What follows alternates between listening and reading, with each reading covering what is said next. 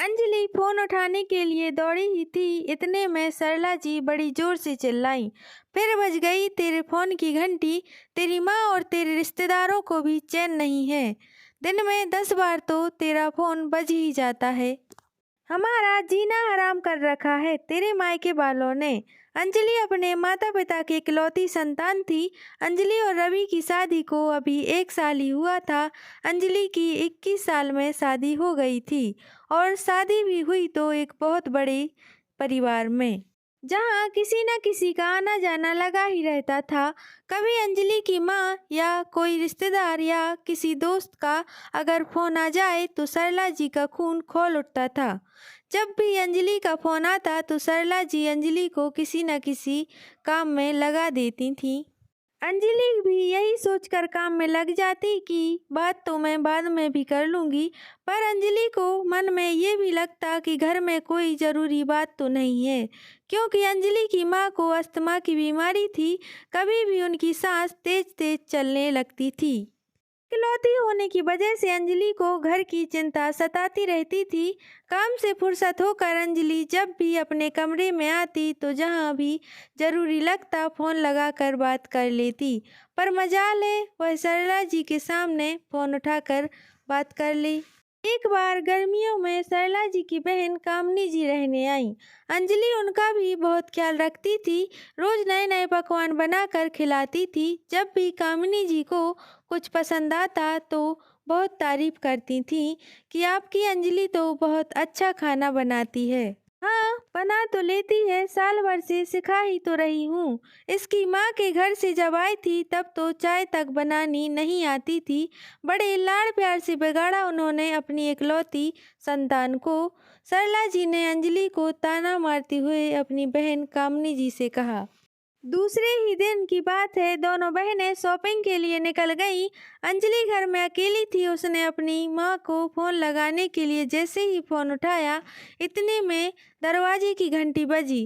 अरे आप इतनी जल्दी ऑफिस से आ गए?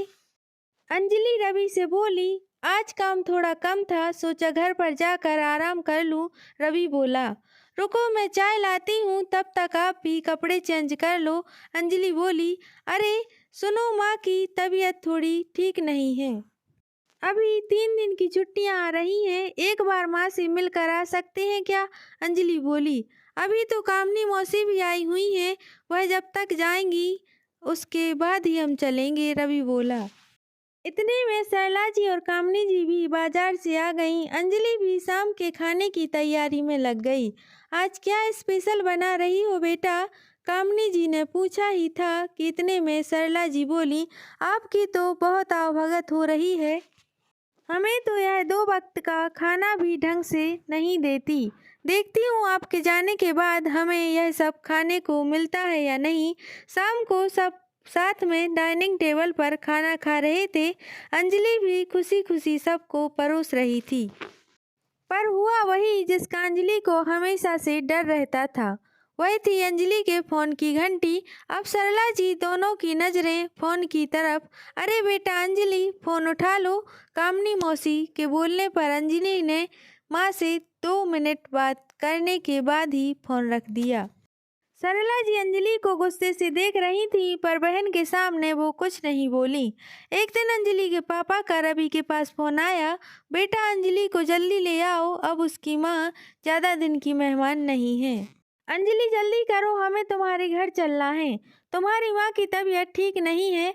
रवि बोला, अरे पर यहाँ कौन रहेगा, कामनी भी आई हुई है, घर आए मेहमान को छोड़कर अपने मायके कौन जाता है भला? सरला जी बोली। अब तो अंजलि से चुप नहीं रहा गया। अंजलि बोली, माँ जी मैं हमेशा ही आपसे डरती रही। जब मेरी माँ की स्थिति गंभीर है तब आपको आपकी बहन दिख रही है। आप भी तो रागिनी दीदी से दिन में 4 बार बात करती हो, पर मैंने आपसे यह बात कभी नहीं कही। ऐसे ही मेरे रिश्तेदार और मेरी माँ भी मुझे फ़ोन करती हैं। आपके तो 2 बच्चे हैं, पर मैं तो इकलौती हूँ अपने माता पिता की, और अगर आज भी आपने मुझे मेरी माँ से मिलने नहीं जाने दिया तो आप भी किसी की माँ कहलाने लायक नहीं रहोगी।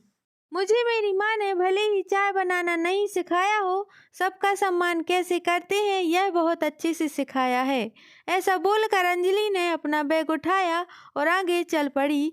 सरला जी और कामिनी जी का मुंह तो देखने लायक था। शायद सरला जी को अंजलि को बार बार फोन के लिए रोकना महंगा पड़ गया था। सबके सामने बहू चार बात सुनाकर चली जो गई। अब उनको अपने किए पर पछतावा हो रहा था।